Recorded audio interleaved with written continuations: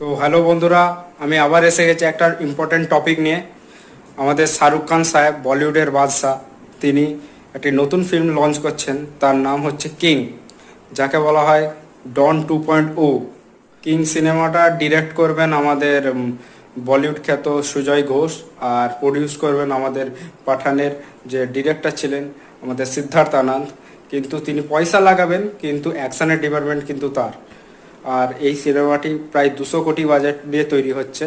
তো বোঝাই যাচ্ছে যে খুব বড় মাপেরই একটা সিনেমা আসতে যাচ্ছে জওয়ানের পরে। তো এই বইটা কি 2000 কোটি ছাড়িয়ে যাবে, সেটা দেখার আছে। সব থেকে বড় কথা হচ্ছে বলিউড বাদশা এই সিনেমাটাতে তার নিজের ডন লুকে আবার ফিরবেন। আর ছোট একটি ক্যামিও আছে তার মেয়ে সুহানা খানেরও।